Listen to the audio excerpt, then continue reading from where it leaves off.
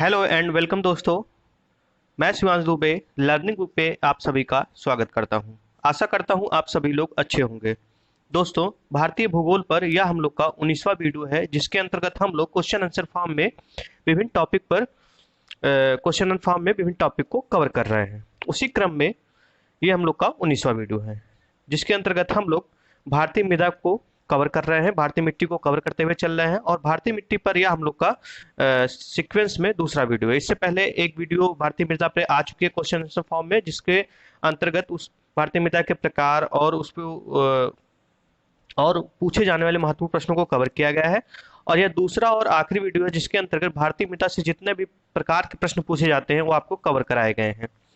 तो चलिए देर न करते हुए प्रश्नों की तरफ चलते हैं। और एक रिक्वेस्ट है आपसे कि अगर आप लोग लर्निंग बुक चैनल पर पहली बार हैं तो प्लीज़ चैनल को सब्सक्राइब कर लीजिए, और अगर आपको वीडियो अच्छी लग रही हो तो प्लीज़ लाइक के माध्यम से अपना प्यार देने की कोशिश करें। तो प्लीज़ चैनल को सब्सक्राइब कर लीजिए और वीडियो को लाइक जरूर करें। तो चलिए पहला प्रश्न देखते हैं हम लोग। रेगुड़ मृदा किसकी कृषि के लिए सर्वाधिक उपयुक्त होती है? ऑप्शन ए मूंगफली, ऑप्शन बी कपास, ऑप्शन सी तंबाकू, ऑप्शन डी गन्ना। अब रेगुड़ सुन के आप लोग कंफ्यूज मत हो जाएगा। रेगुड़ जो मृदा होती है वो काली मिट्टी का ही दूसरा नाम है। काली मिट्टी को ही रेगुड़ मृदा के नाम से जाना जाता है। तो ऑप्शन आपके पास चारों हैं और आपको बताना है कि रेगुड़ अर्थात काली मृदा किसके लिए सबसे उपयुक्त होती है। काफी महत्वपूर्ण प्रश्न है, कई बार एग्जाम में और प्रीवियस ईयर क्वेश्चनों में आपके सामने घुमा होगा ये क्वेश्चन। तो सही आंसर है ऑप्शन बी कपास। अगर आप लोग कपास के साथ साथ जा रहे हैं तो आप लोग बिल्कुल सही हैं। भारत की स्थानीय मृदा में से काली मिट्टी सबसे अलग दिखाई देती है। इसमें पोटास की बहुलता होती है, लेकिन प्रायः इसे काली कपास मिट्टी कहते हैं, क्योंकि इसमें कपास की खेती बहुलता में होती है, मतलब बहुतायत में होती है। और जो स्थान है जो ये पाई जाती है काली मिट्टी, वो आपका महाराष्ट्र, गुजरात, कर्नाटक, एमपी। और एक और मैं आपको फैक्ट बता दूं कि सबसे ज़्यादा जो काली मिट्टी वो आपको महाराष्ट्र में पाई जाती है, लेकिन जो सबसे ज़्यादा कपास का उत्पादन होता है वो गुजरात में होता है, उसके बाद महाराष्ट्र में होता है। और इसमें काली मिट्टी में कार्बनिक पदार्थों की अधिकता पाई जाती है। ये क्वेश्चन भी पूछा जाता है कि सबसे ज्यादा कार्बनिक पदार्थ किस मिट्टी में पाई जाती है, तो आपकी काली मिट्टी है। और कपास की खेती सबसे ज्यादा आपकी काली मिट्टी में की जाती है। तो ये सब प्रश्न बनते हैं। और सबसे ज्यादा मृदा काली मिट्टी किस राज्य में पाई जाती है, तो आपका महाराष्ट्र है, दूसरे पे गुजरात। तो ये सारे प्रश्न इससे बनते हैं जो मैंने आपको बता दिए। चलिए दूसरे प्रश्न की तरफ चलते हैं। निम्नलिखित में से कौन सी मिट्टी जैव पदार्थों से भरपूर होती है? ऑप्शन ए काली मिट्टी, ऑप्शन बी मखरली मिट्टी, ऑप्शन सी लाल मिट्टी, ऑप्शन डी जलोढ़ मिट्टी। तो दोस्तों चलिए आंसर की तरफ चलते हैं और सही आंसर है ऑप्शन ए काली मिट्टी। काली मिट्टी जैव पदार्थों से भरपूर होती है। जैसा कि मैंने आपको बताया था कि कार्बनिक पदार्थों की अधिकता होती है, उसी क्रम में देखिए क्वेश्चन है कि इसमें कार्बनिक जैव पदार्थों की अधिकता होती है और जैव पदार्थों से ये भरपूर होती है। चलिए नेक्स्ट क्वेश्चन की तरफ चलते हैं। काली मिट्टी के संबंध में निम्न में से कौन सा कथन असत्य है? ऑप्शन ए देखते हैं, काली मिट्टी कपास की वृद्धि के लिए आदर्श होती है। सही है ये कथन। ऑप्शन बी, इसमें आर्द्रता को अधिक समय तक धारण करने की क्षमता होती है। तो ये ऑप्शन गलत लग रहा है। बाकी आइए सी देखते हैं, सूखने पर काली मिट्टी में दरारें पड़ जाती हैं। बिल्कुल सही है। डी, इसकी जुताई अधिक करनी पड़ती है। तो ये डी ऑप्शन आपका गलत हो जाएगा। काली मिट्टी की जुताई अधिक नहीं करनी पड़ती है। बाकी तीन ऑप्शन जो आपके हैं, काली मिट्टी कपास की वृद्धि के लिए आदर्श होती है, बिल्कुल सही। इसमें आर्द्रता को अधिक समय तक धारण करने की क्षमता होती है, ये भी बिल्कुल सही है। सूखने पर काली मिट्टी में दरारें पड़ जाती हैं, ये भी बिल्कुल सही है। इसी की वजह से, दरारें पड़ने की वजह से ही इसकी जुताई नहीं करनी पड़ती, बहुत कम जुताई करनी पड़ती है।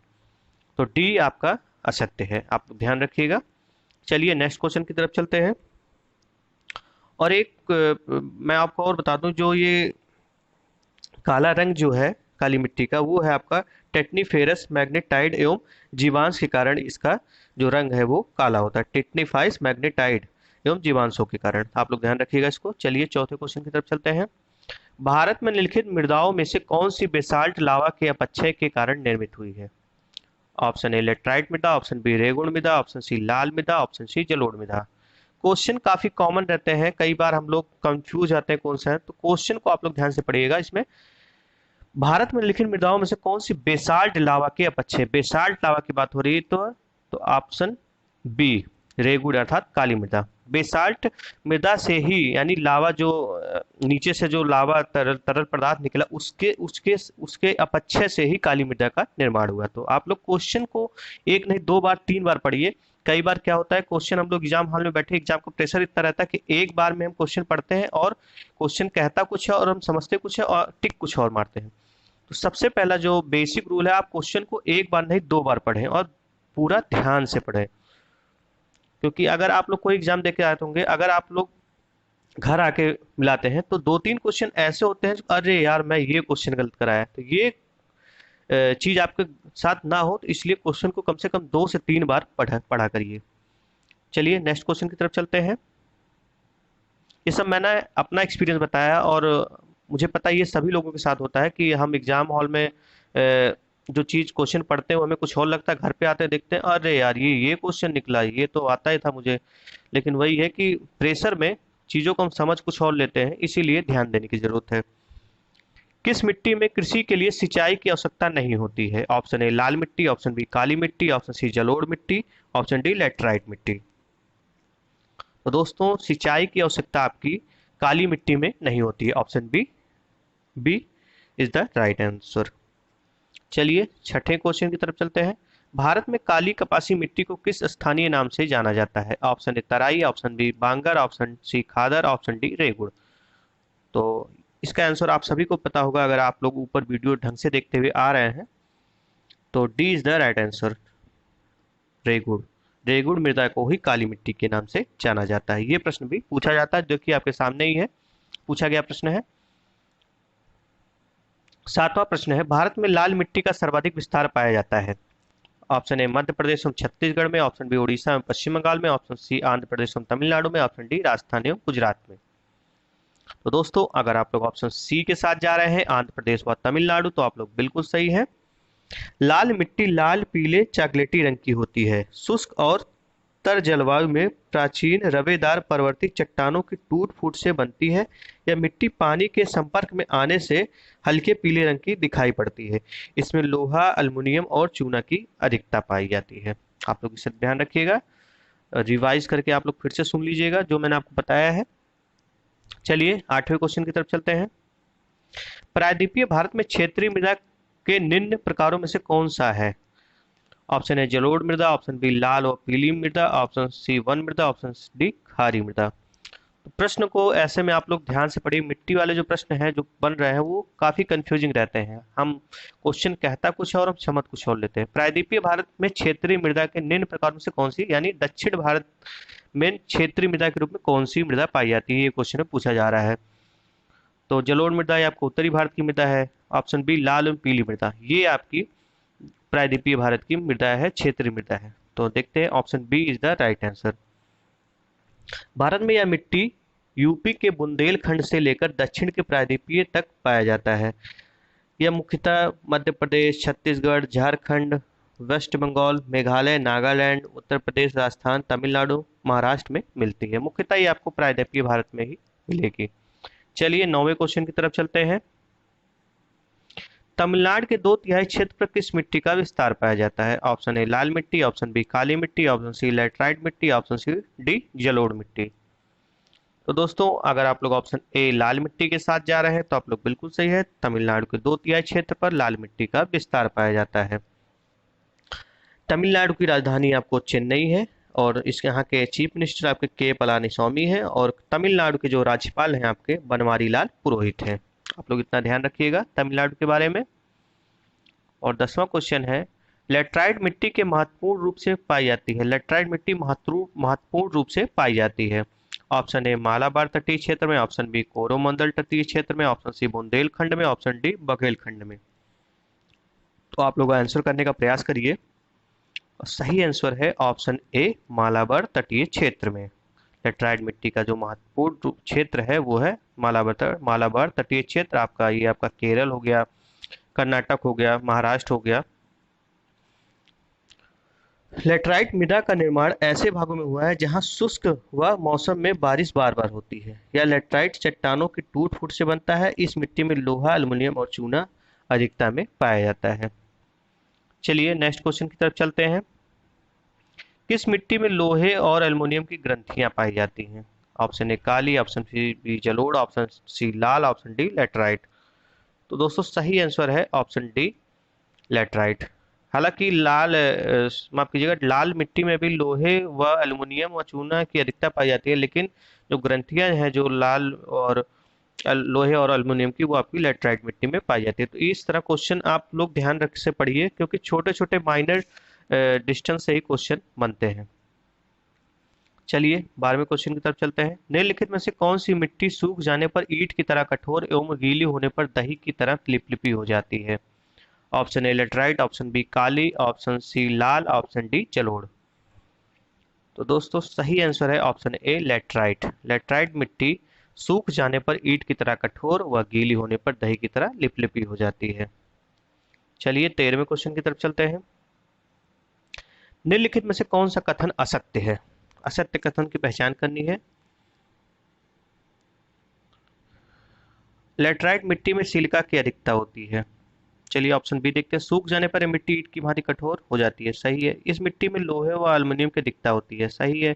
इस मिट्टी का उर्वरा शक्ति कम होती है। बिल्कुल सही है। तो इस हिसाब से ऑप्शन ए जो आपका है, लेटराइट मिट्टी में सिलिका की अधिकता होती है, ये असत्य हो जाएगा, क्योंकि बाकी जो 3 ऑप्शन है वो आपके बिल्कुल सही हैं।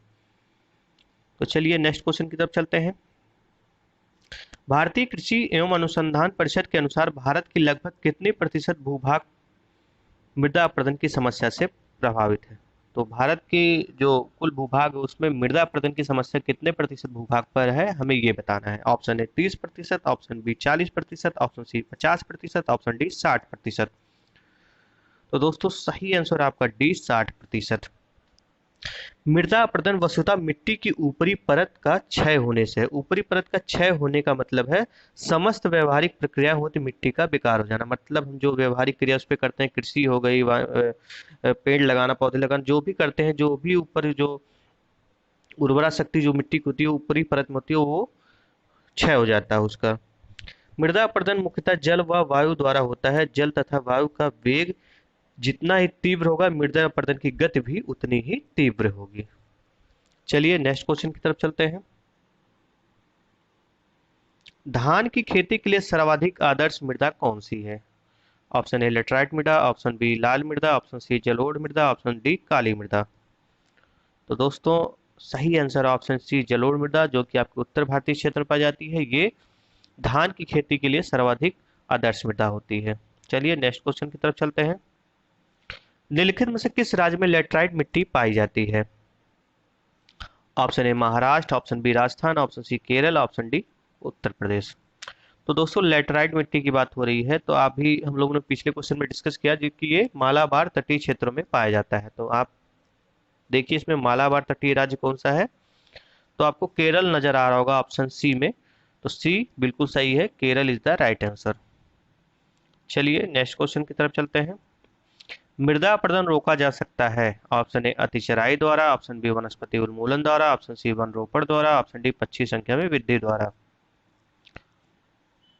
तो ये सब जो उपाय दिए हैं इनमें से ऑप्शन सी जो है वो बिल्कुल सही है। वन रोपण यानी वन बैठाकर पेड़ों की रोपाई करके हम मृदा अपरदन को रोक सकते हैं। वनों की रक्षा, वृक्षारोपण, बांध बनाना, भूमि उद्धार, बांध नियंत्रण, अत्यधिक चराई पर रोक, पट्टीदार खेती आदि जो विधि है ये अपनाकर हम मृदा अपरदन को रोक सकते हैं। तो 18वां क्वेश्चन आपका, रेगुड़ मिट्टी सबसे ज्यादा पाई जाती है। रेगुड़ अर्थात काली मिट्टी पूछ रहा है, तो इसका सीधा सा आंसर हो जाएगा, आप सभी को पता है, option A Maharashtra is the right answer. काली मिट्टी सर्वाधिक महाराष्ट्र में पाई जाती है और लेटराइट मिट्टी आपका मालाबार क्षेत्र जो है केरल में सबसे अधिक पाई जाती है। चलिए 19वीं क्वेश्चन की तरफ चलते हैं। निम्नांकित अपरदनों के प्रकार में किसके कारण चंबल के खड्ड बने हैं? तो ऑप्शन है आस्फालन, ऑप्शन बी आस्टर, ऑप्शन सी क्षुद्र सरिता, ऑप्शन डी अवनालिका। तो जो चंबल नदी है उसका निर्माण कैसे हुआ है वो आपको बताना है। तो ऑप्शन डी जो है आपका बिल्कुल सही हो जाएगा, अवनालिका अपरदन। अत्यधिक सतही जल प्रवाह के कारण गहरी नालियों का निर्माण होता है, जिसे अवनालिका अपरदन कहते हैं। आप लोगों ने देखा होगा चंबल की जो नदी है वो काफी गहरे घाटी में बहती है, काफी ढेर सारी घाटियां बनी है। जो तेज बारिश होती है तो वो काफी अधिक गति के साथ जाके ये जल जो है चंबल नदी में मिल जाता है, जिस कारण इन घाटियों का निर्माण हुआ, जिसे अवनालिका अपर्दन के नाम से हम लोग जानते हैं। तो आइए आज का 20वां क्वेश्चन और आखिरी क्वेश्चन देखते हैं। मृदा अपरदन क्षेत्र के उपचार हैं। ऑप्शन ए समोच्च क्षेत्र की किनारी बंदी, ऑप्शन बी भूभाग का विनिमय, ऑप्शन तीसरा है वृक्षों की कटाई। तो समोच्च क्षेत्र की किनारेबंदी ये बिल्कुल सही है। भूभाग का भू उपयोग का विनिमय बिल्कुल सही है। ऑप्शन सी वृक्षों की कटाई ये कहीं से भी सही नहीं है। वृक्षों का जो वृक्षारोपण जो है ये इसका एक उपचार है। तो ऑप्शन बी सही हो जाएगा, एक और दो। तो बी जो सही है, एक और दो उपाय जो है बिल्कुल सही है। तो दोस्तों आज की वीडियो में इतना ही। आशा करता हूँ आप सभी को वीडियो अच्छा लगा होगा। तो लाइक के माध्यम से अपना प्यार दीजिए और वीडियो का अंत तक देखने के लिए आप सभी का बहुत बहुत धन्यवाद।